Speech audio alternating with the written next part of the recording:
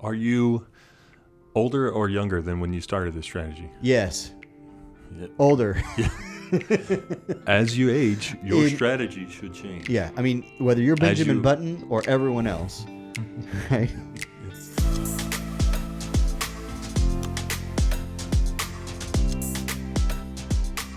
Welcome, everyone, to the Fun Money Podcast. I'm one of your hosts, Ross Powell. And I'm the other host, Josh Hargrove. Today, we are going to talk about maximizing your opportunity when you do a review of your financial performance. Yeah, your investment performance review.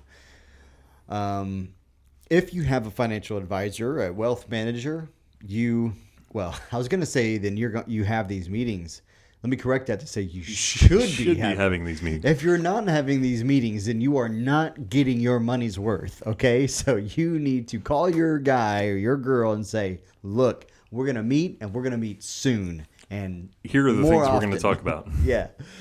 No, and I would also say the same goes if you don't have an advisor, you probably should review these couple of things every time on a regular, systematic basis. Have this review with yourself, or with you and your spouse. Yeah, this applies, to the do-it-yourselfer and to the person who has a professional relationship. But even if you have that professional relationship, you don't necessarily know. Okay, so I'll just speak from my experience. I schedule the review with the client. The client comes in and we meet, and I've got the agenda and I run through. Here's what we do. So that client doesn't necessarily have an agenda. They don't necessarily know what to look for, save for one thing that they're definitely interested in. And what is that?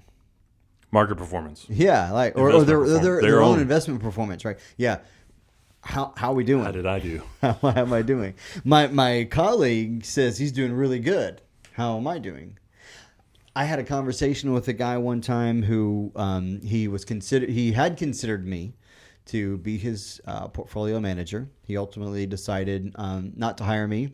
He was a do-it-yourself individual, had been up to this point, and he was kind of at this point where he's like, "Man, I've done it all along, but I've grown this thing pretty big, and I." Don't want to screw it up now that I'm about to retire. So maybe I should hire somebody, but it was a big hurdle to get over, paying to have somebody do it for him. Yes. But he made this comment to me one time when we were talking. I just checked in like, hey, checking in. Told me to follow up in a year. And his exact response to me was, well, it's doing pretty good right now. So I think I'll probably just stick with what I'm doing. Doing it himself. Yeah. Now, what do you think I thought?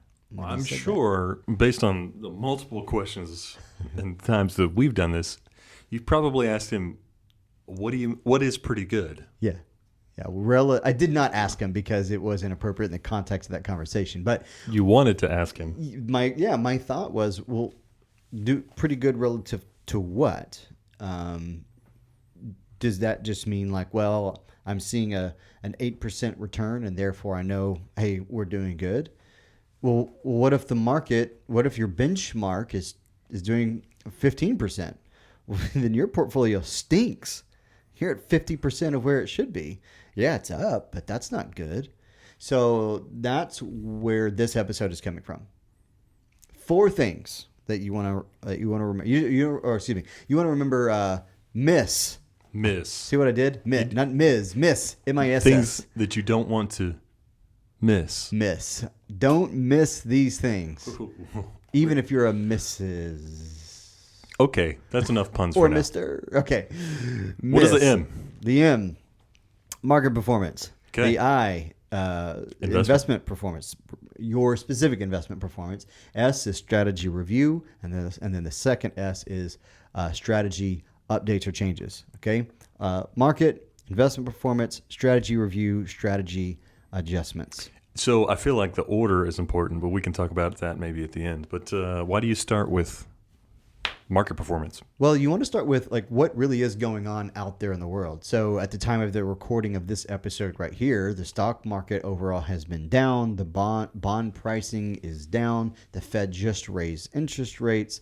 Inflation is super high. So these factors, are these going to have an impact on your investment portfolio? Yes. Yes. Okay. Yes. And so now, unless you've had your head stuck in the sand for the past year, you probably know at least some degree what's going out there. But these have been big headline type things. Yes. Normally, in most years, I would say the average investor perhaps maybe would be, or very commonly anyways, they're not necessarily going to be aware of what are the external factors going on out there that are playing a role, these kind of macro level factors that are playing a role in my particular investment performance. Yeah. So instead of zooming straight into what do I own, you start with a general view of what's happening in the market, in the world as a whole. And basically, there's a pretty good comparison here to the supermarket. So basically, you're looking at how is this grocery store operating, not just what eggs are you buying. Yeah. Now all this though it's a look back, right? It's Yes. Here's where we are and back. But that client Historic is interested. review. Yeah, that client is interested in going, okay, well, what's coming up? Based on what has happened, what are we doing to go forward? Okay, so how do you answer that question? Future is unknown. Every time. I know it's not a particularly helpful answer, but in general, no one can predict the future. Yeah. There can be some good estimates, some good positioning, some review of your strategy and how that's going to time out with the future in general, but no one knows what the future holds. Yeah. So we need to have the proper strategy to help us define what investments you are going to continue to hold to make a good decision from there. So we can have some idea of eventualities. For instance, eventually the stock market will turn. Eventually, your bond pricing will normalize. These things are things that we can bet on. There's no guarantee, obviously, but we can bet on these things happening because they always have. But when is that going to happen? Anyone's guess. Yeah, unless you're talking about bond pricing with the caveat that the firm doesn't go bankrupt. Yeah, the bond will return to its original price. Yeah, once it hits maturity. Maturity. Yeah. Okay, so that's the M. So what's going on in the market? The I is a specific investment performance. All right. So let's get to that statement that individual made. Hey, I feel like it's doing pretty good right now, and we said, well, relative to what? I mean, what do we mean by that, Ross? When we say relative to what? So defining a benchmark that is appropriate for your level of investments, the risks that you're taking, and your level of comfort in this portfolio that you've built.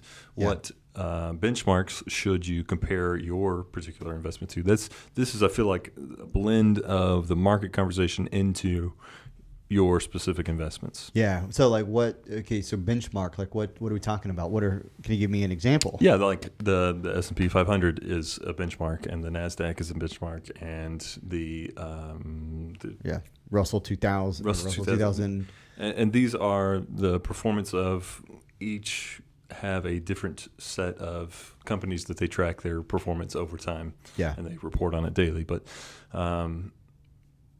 what's the bond? Probably the most common one is there's a Barclays Aggregate. Yeah, Barclays Aggregate. Yeah. So what this is supposed to do is it's supposed to say, okay, here's if the S&P 500, which means the 500 most widely held corporate stocks in the world, if those 500 stocks as an aggregate are up by 10%, well, if you look at your portfolio and you look at any holdings that are either directly or into a particular corporate stock or a mutual fund or ETF in a corporate stock, large cap corporate stock, they should be similar. Right? I mean, your mix might be a little bit different, so you might be a little higher, a little lower, but I mean, you should be pretty well in that range. And if you're not, that's a big red flag. Yeah, for this section of your portfolio, it should have performed relative to the market in this way. Yeah. And this, by the way, this particular topic is what can cause so much confusion with those, water cooler break room conversations. Is, hey, my neighbor, my friend, my colleague said, he's getting 15%. I'm only getting 10. What's the deal? It might be a simple factor of how much risk are you taking. Yep, exactly. And how are you taking it? Yeah, what's he invested in, and is that what he should be invested in, or maybe there's something wrong. Maybe you should be at 15%, right? So knowing a ruler, you need a metric, a measurement to go. Here's how I know whether I'm doing good or not with my investment selection. Let's say, okay. Okay, so once you know what the market has done, you know what your investment's done, you move into your strategy review. Word. The first S. The first S. Strategy. So strategy review. How do you know what your strategy should be or what your strategy is? I guess we had it's different if you're doing it yourself or if you're working with an advisor. Yeah, exactly. In general. And in either case, you should have some sort of a strategy, okay? And so we had an episode recently that we recorded where we talked about our particular flavor, our strategy that we incorporate into how we actively manage our clients' portfolios. And so that's one strategy. There are other strategies, numbers of strategies out there, the most common being that just traditional asset allocation approach. And so knowing that, okay, my strategy is that I'm going to have, let's say, 80% in stocks and 20% in bonds, you're just reviewing that to go, is that still where I should be? Is that still appropriate for what I'm trying to accomplish and for the amount of risk that I'm willing to take on? And maybe it is, maybe it is. So I guess that begs the question, Ross, is it okay to change your strategy? Are you older or younger than when you started this strategy? Yes. Yeah. Older. Yeah. As you age, your strategy should change. Yeah. I mean, whether you're Benjamin Button or everyone else, right? Yes. Things are changing. So honestly, your strategy should be a long-term strategy with short-term This is a tongue-tied episode. Short-term implications to affect that long-term strategy. So as each of those short terms comes up, you're reviewing them on a regular basis and making those adjustments, which leads us into our final S. Oops. Strategy review and change. Yeah. So strategy adjustments. Adjustments. You are absolutely going to make adjustments to the strategy and maybe. And just to clarify, okay, strategy adjustment. So it could be a tweak of the strategy. Really what I'm meaning here is you're going to adjust the holdings within the context of the strategy. Meaning you're going to look at, for example, that what should be that 80-20 portfolio, you're going to see that it has slid to 90-10, and you're going to go, hey, I need to make an adjustment. Yeah. And so that's a rebalance. That's a rebalance, for example, which is part of your strategy adjustments. Or like for us, we talked about, options and call options. Maybe we're approaching an expiration on those, or maybe we're looking at, okay, here are the holdings that we've had that were supposed to have been the steadier stuff. We've discovered this other opportunity that maybe reduces risk even more, but doesn't give up that income. So you're making those kinds of adjustments. You're always just reviewing to see, am I optimized, and am I aligned with what my big strategy is? And if not, then I'm going to adjust. And even if you are aligned with what your big strategy is your big strategy appropriate for what your time of life is and for the current market, the future market? Yeah. Those are adjustments to make progressively.